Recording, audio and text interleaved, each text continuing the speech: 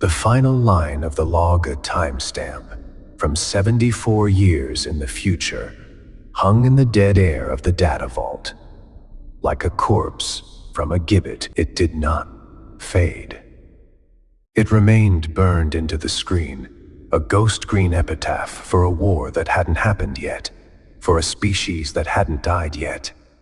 The humming of the terminal's life support was the only sound, a low, indifferent thrum that felt obscene in the face of such a revelation.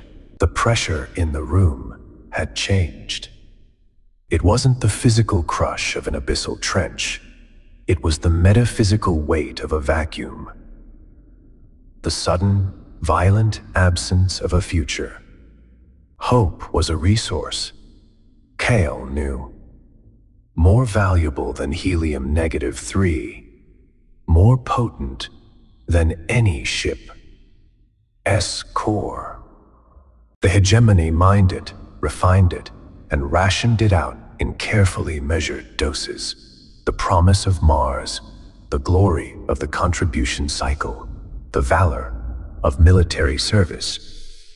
And here in the cold, silent guts of a ship from tomorrow, they had found the bedrock. They had drilled down past the propaganda, past the lies nested in lies, and discovered that the entire mine was empty. It was all a hollowed-out cavern, painted to look like a future. His own heart hammered a frantic, terrified rhythm against his ribs, a biological machine protesting the logical conclusion its operator had just reached. Some wars are fought to be lost. The phrase, once a cynical mantra he'd muttered in the dark of his salvage submersible, was no longer philosophy. It was doctrine. It was the founding principle of the entire damned human race.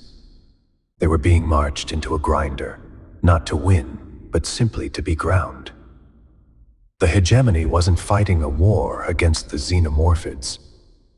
It was feeding them. The reflection in the dark screen showed him a hollow-eyed ghost wearing his face. The deep-set lines of fatigue were now chasms of despair. He saw the flicker of Sloane's headlamp behind him, catching the sheen of sweat on her pale forehead. Her mouth was slightly agape, the brilliant, cynical medic finally confronted with a diagnosis for which there was no treatment. And beside her, Jax, the kid, wasn't looking at the screen. He was curled in on himself, hands pressed to his temples, his whole body trembling with a low, continuous shudder. He wasn't reading the data. He was feeling the echo of it, the psychic residue of 1 billion screams that had not yet been uttered. No. Sloane's voice was a ragged whisper, the sound of tearing fabric. No, that's not possible. A temporal paradox. A corrupted timestamp. The data has to be compromised.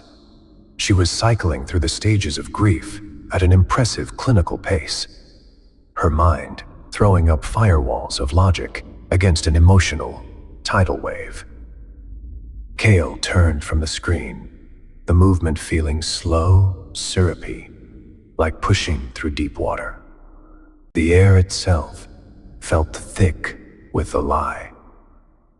He could smell the ozone from the terminal, the faint, metallic scent of the ship's ancient, failing systems, and underneath it all, the coppery tang of shared fear. It's not corrupted, he said, his voice a low, gravelly thing that didn't sound like his own. Look at the tertiary data, the stellar drift calculations, the pulsar timings. They're consistent. The math is clean. He pointed a trembling finger at a cascading block of numbers on the right side of the screen. That's the position of Sagittarius A. You can't fake that. You can't corrupt that. This ship came from our future. His military training, the part of him he'd tried to drown in the Pacific for a decade, roared back to life. It was a cold, efficient engine that took over when the man was breaking. It didn't care about hope or despair. It cared about threat assessment, variables, and acceptable losses. The equation it was running now was apocalyptic. Sloane took a step closer to the console, her light playing over the data streams. Then everything, the recruitment drives, the rationing, the colonies, all of it, is a lie. Kael finished for her a managed extinction. The hegemony knows it can't win. This entire war, this entire society, is just a buffer. A holding action. They're buying time. For what? She demanded, her voice rising, cracking with a righteous fury that was terrifyingly pure. For a handful of elites to escape on some ark we've never heard of. To leave the rest of us here to be. To be what? Fodder. The word hung in the air, ugly and precise. Fodder.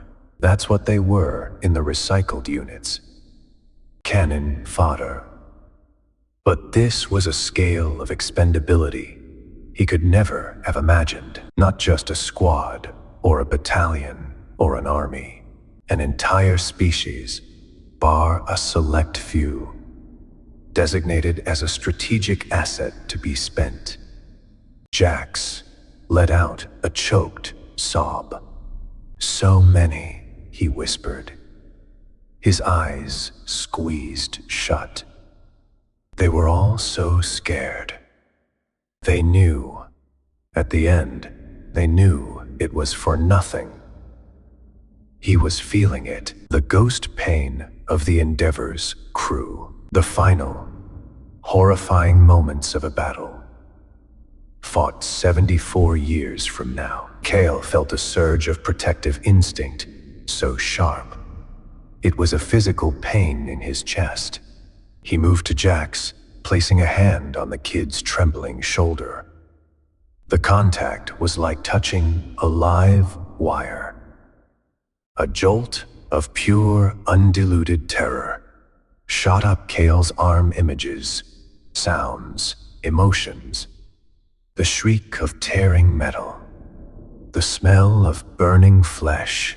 The overwhelming psychic roar of the hive mind.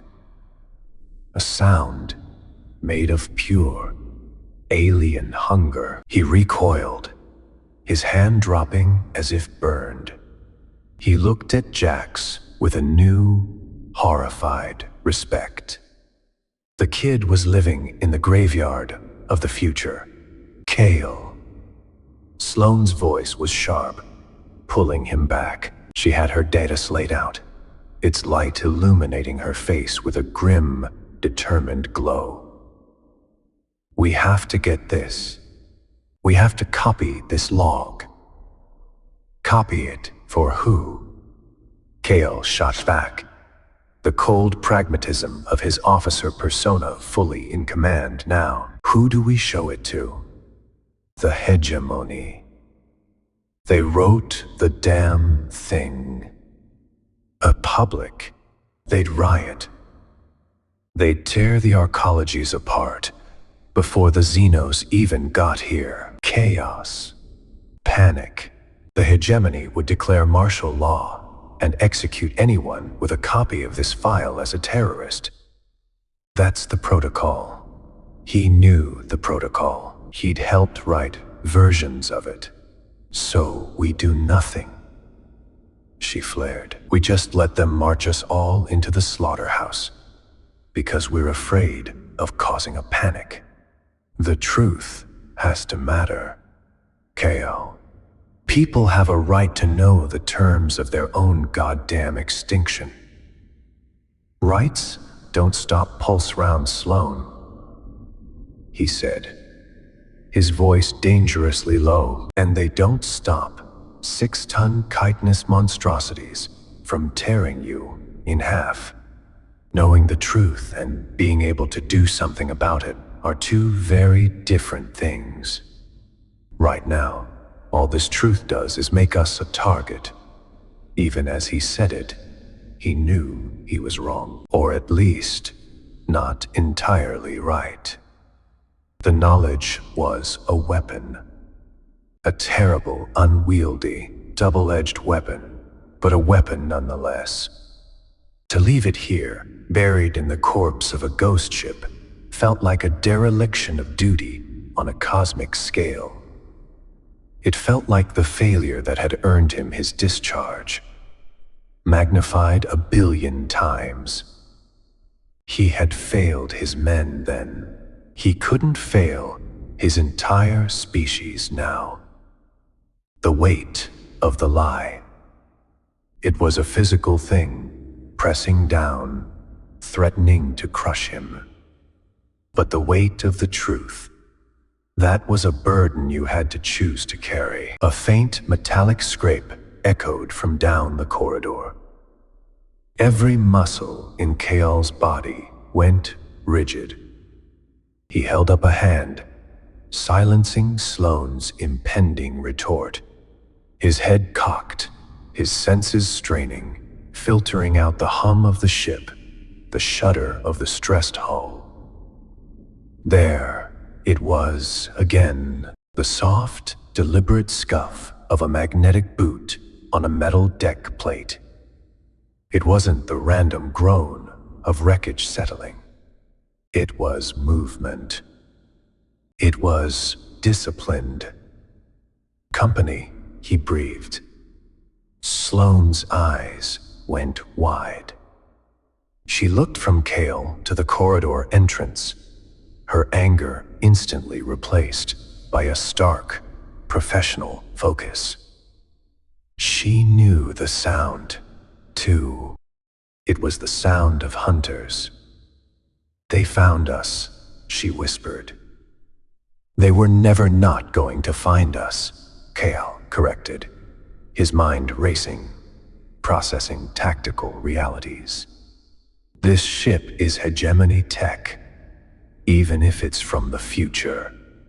The moment we powered up this console, it probably screamed its location to every listening post in the system. We tripped a silent alarm just by walking in here. He cast a grim look at the console. This whole vault is a mousetrap. He turned to Sloane, his voice dropping to a command tone that was pure, instinctual officer class. How long to copy the primary log files? Sloane was already working, her fingers flying across the surface of her data slate. A tether cable, snaking from its port to a data jack on the hegemony terminal. It's a huge file. Layered encryption, cascading temporal authenticators. Even with my decryptors running hot, it'll take minutes. 5, maybe 6. We don't have 6 minutes, Kael stated flatly. Another sound reached them, the faint, high-frequency crackle of a localized comms channel being opened. They were coordinating, setting up a perimeter. His gaze fell on Jax. The kid was still trembling, but his head was up now, his unfocused eyes staring at the bulkhead in the direction of the sounds. 2 of them, Jax whispered, his voice trembling. At the junction.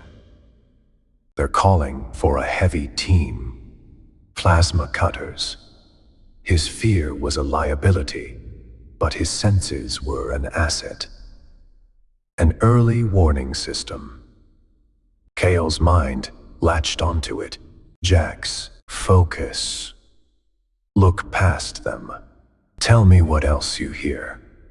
Tell me what else you feel. Jax squeezed his eyes shut again, concentrating. Kael watched him, his heart pounding. He was using this terrified, broken kid as a tactical tool, and the self-loathing that accompanied the thought was a familiar bitter taste in his mouth. This is what the hegemony does. A voice in his head hissed. It turns people into weapons. They're careful, Jax stammered after a long moment. They don't know what's in here. Their orders are containment. Secure the asset. They think the ship is the asset. They don't know about the log. Kael breathed, a sliver of a chance, a razor-thin margin for error. They think they're just securing a valuable piece of future tech. They don't know we have the keys to their whole damned kingdom. He turned back to Sloane. The progress bar on her slate was crawling. A sliver of brilliant green against a dead black field. 10%. The hum of the terminal seemed to grow louder, counting down the seconds of their lives. Sloane, isolate the core log file. Strip out everything but Captain Eva Rostova's final entry and the temporal signature data. Forget the ship's telemetry. Forget the crew manifests. We need the proof, not the encyclopedia.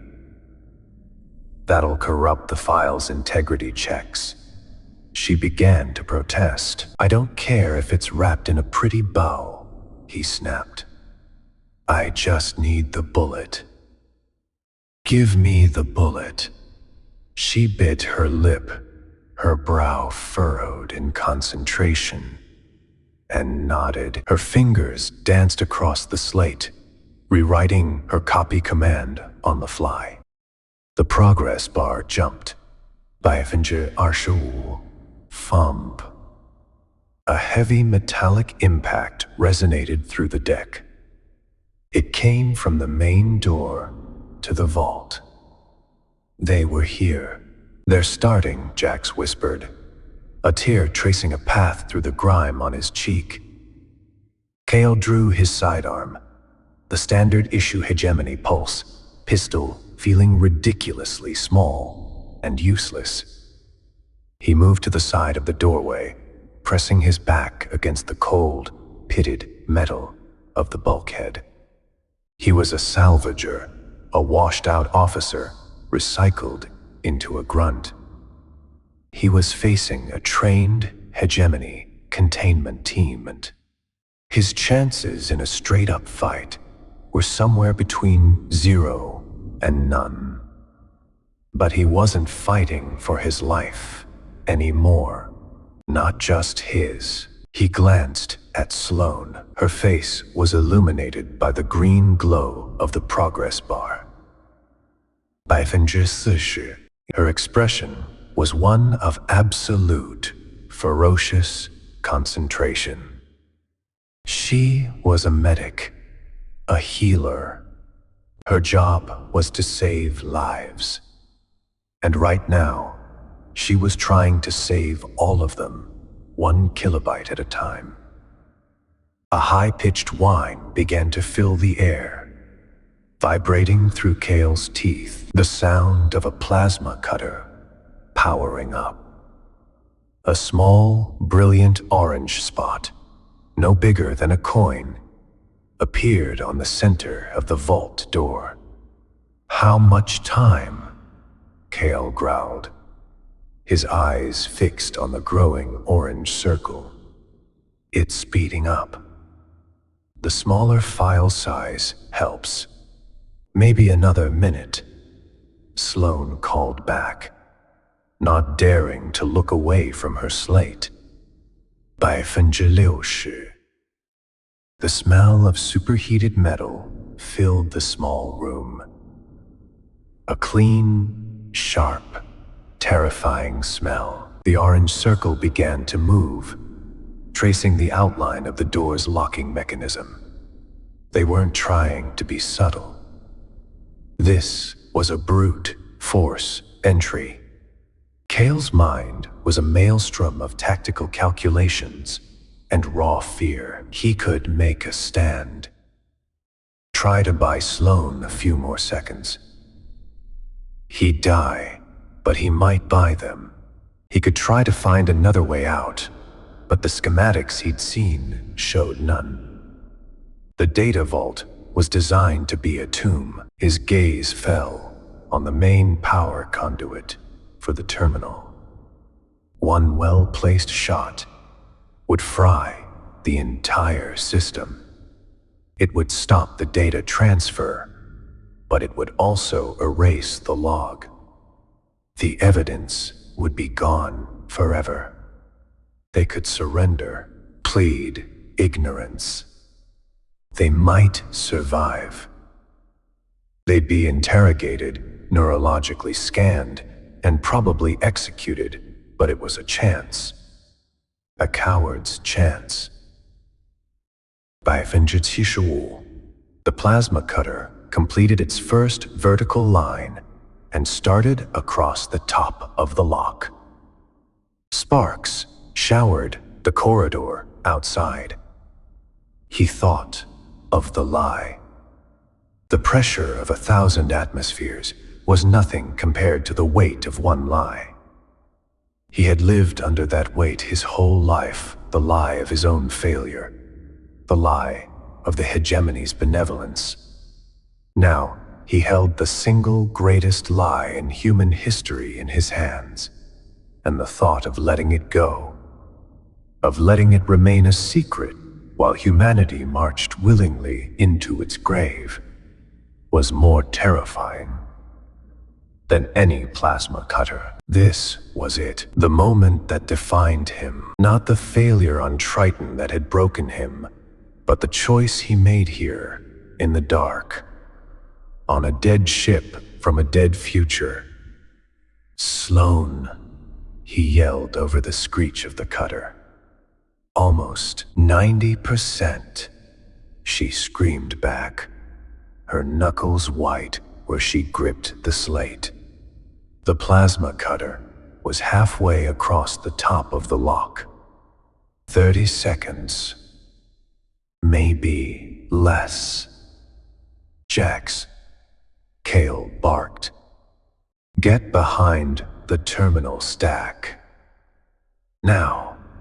Jax scrambled to obey, huddling behind the bank of humming machinery.